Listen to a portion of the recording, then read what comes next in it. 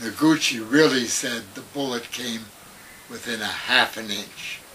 He'd give a tolerance of an inch. But for forensic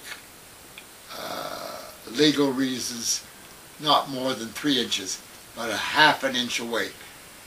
Contrary to Dan Moldea, the turncoat author, who thinks he's arrogant and knows it all. He doesn't know it all any more than the prolific author Robert Blair Kaiser, who did everything in his power to undermine the Ted Charach probe with my late partner, journalist, filmmaker, Sirhan. Yeah, tell this funny story about what Kaiser yelled at your press conference, your first press conference. Ted Charach gave a press conference in New York City, right, with Gerard Alcan about the second... No, not with Gerard Alcan, okay. With Godfrey Isaacs. With Godfrey Isaacs, right. His late wife, Rowena. And they're saying, you know, we think if we're implying that Thane Cesar killed Robert Kennedy. And No, we are not saying that. We're saying allegedly. Allegedly, right. We have the second law. The first lawsuit, contrary to the Moldea book, the first reports of the second gun findings come from what Godfrey Isaac and Dr. Cyril Wecht and Dr. Joling said. I didn't say it, as Shane O'Sullivan, an historical revisionist, shame on Shane.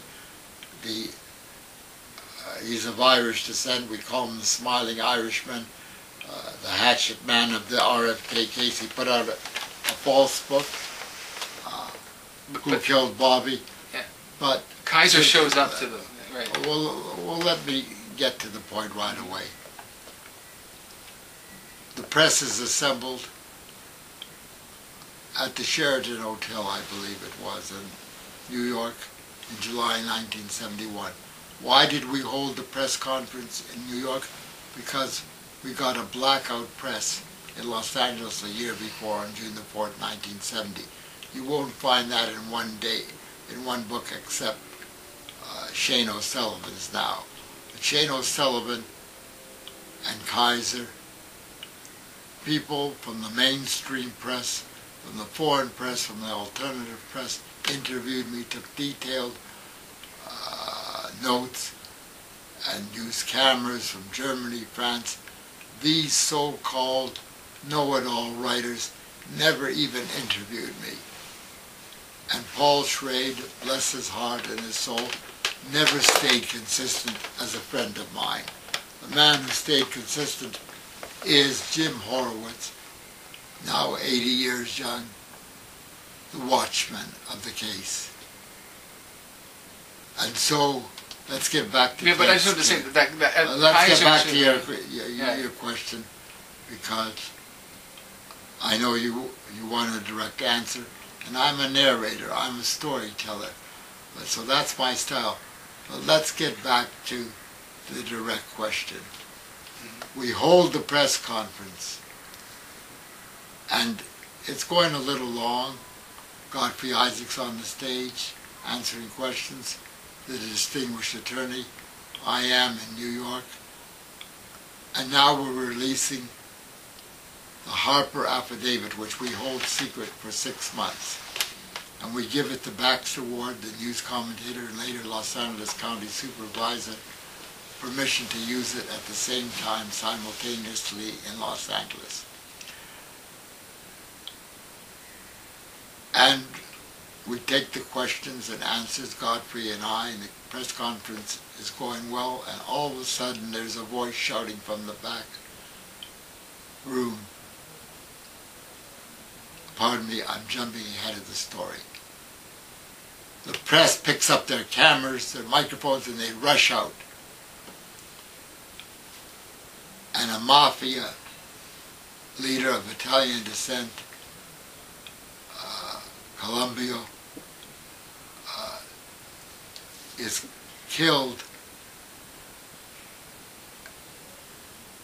in front of Central Park at Columbia Square, and there's a second gunman, just like in the second gun discovery in my film Probe with Gerard Alcan, the second gun. They see him being shot at, but they also see a guard firing. Can you believe this?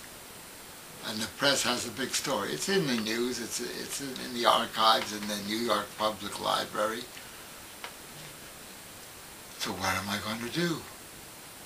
Well, I'm very tenacious, and I have a background, an extraordinary background in publicity, public relations, and broadcast and newspaper journalism. I reconvene the press conference, and Godfrey and I take the questions and answers, and in my style I'm well, to put it mildly, verbose, and I can laugh at myself. But it was a long press conference, and as it was winding up, we thought the press conference went well. We hear a voice in the back shout, "Liar! Liar! Liar! Phony! Phony! Phony!" And the press rushes to the man, and it's none other than Robert Blair Kaiser, a very talented, prolific writer, but with a super ego, and who has done everything to shoot me down from behind the scenes, because he did not discover the second gunman. I did, and he was the author investigator for Grant Cooper and Russell Parsons and Emo Zola Berman. And gee, what a good job that was, huh?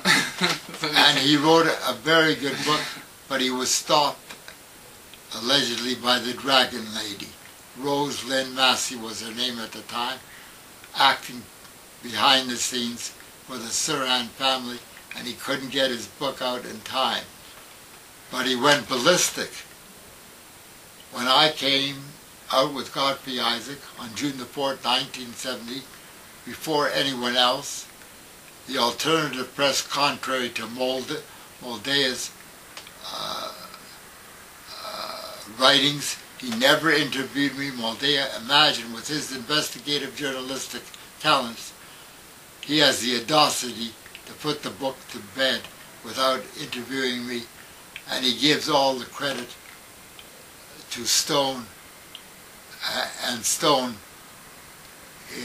is a conscientious scholar, but he admitted to me that he never did any original work. He wrote scholastic pieces, and he got his work from me, 75%, and about 25% from the late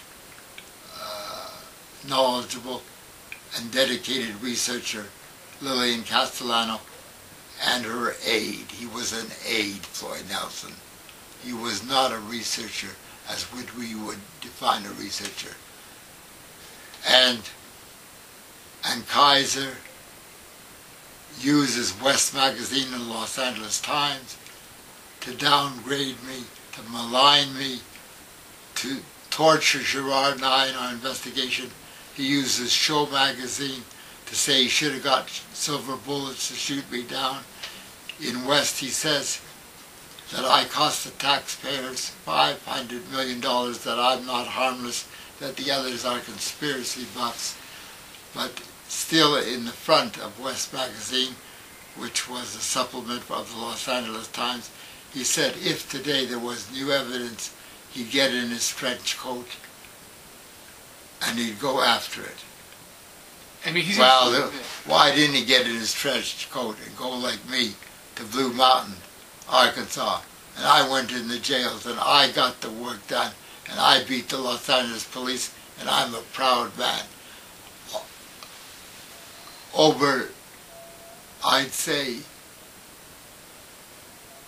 85% of the original work in the Robert Kennedy investigation came from my archives, my work, which is now at the University of New Haven, the Henry C. Lee Institute of Forensic Science, and at the American Academy of Motion Picture Arts and Sciences, Pickford Center for Motion Picture Study.